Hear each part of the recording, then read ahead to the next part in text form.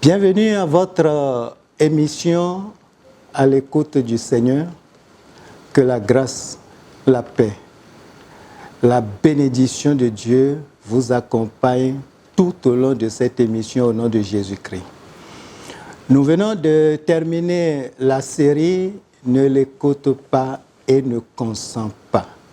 Et j'espère que chacun de nous a refusé d'accepter les avances de l'ennemi, les contraintes de l'ennemi.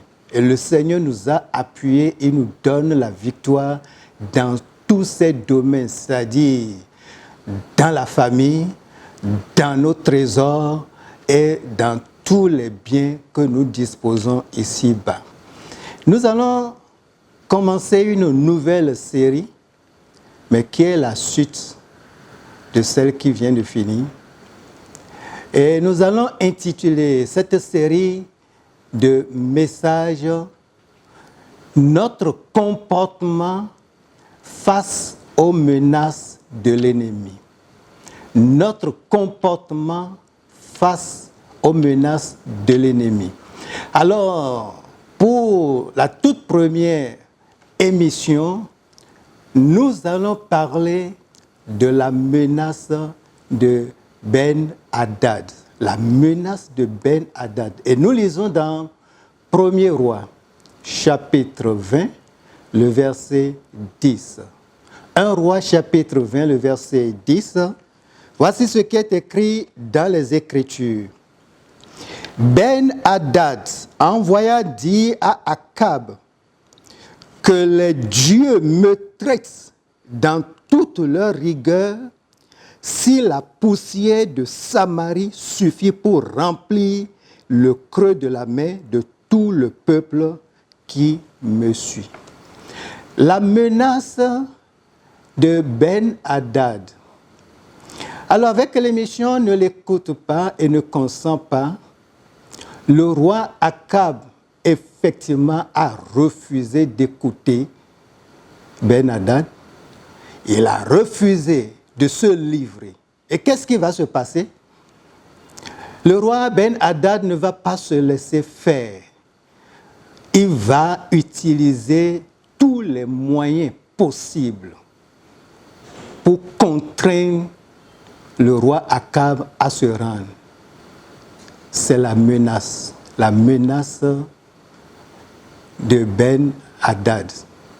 La menace, c'est une parole, un comportement, ou parfois même un écrit, pour signifier à quelqu'un, pour dire à quelqu'un qu'on a l'intention de lui faire du mal, qu'on a l'intention de le contraindre à se rendre ou à lui faire quelque chose contre sa volonté. Et sur le plan spirituel, la menace peut se produire dans les rêves. Tu rêves, tu vois quelqu'un avec un couteau, avec un fusil, avec une arme, en train de te poursuivre. Tu fuis, tu cours, et là où tu vas tomber, tu te réveilles. Et ça peut être même quelqu'un que tu connais physiquement. Il arrive des fois, des gens nous menacent directement, te parlent. Ah bon? C'est à moi que tu fais ça? C'est à moi que tu dis ça? On va voir. Ben-Hadad, quand il a reçu la réponse de ses messagers, il dit, mais qui est le roi Akab? Il a quoi? Il compte sur quoi? Il compte sur qui? Et il a dit que les dieux me traitent dans toute leur rigueur si la poussière de la Samarie suffit pour remplir le creux de la main de tout le peuple qui me suit. Cette expression qu'il a employée, il veut dire que même si on ramasse toute la poussière de Samarie, vous savez, quand il y a une poussière, mais c'est beaucoup. Et il dit que cette poussière ne va même pas suffire pour remplir la main du peuple qui le suit. Il est en train de vanter le peuple qui le suit. Les 32 autres rois alliés, plus la force de Ben-Hadad. Il dit, mais vous êtes petits. Vous êtes petits. C'est la menace. Et il passe par cette arme de menace pour contraindre le roi Akab à se livrer.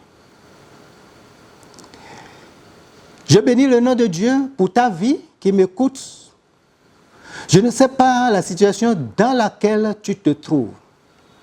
Peut-être quelqu'un t'a menacé à cause de ta vérité, à cause de ton leadership, à cause de ta position ou à cause d'un problème, il t'a menacé. Il a dit, tu vas voir, je te donne 3 jours, je te donne 1 mois et fixe le délai. Ou peut-être, dans le sommeil, tu as vu quelqu'un te menacer.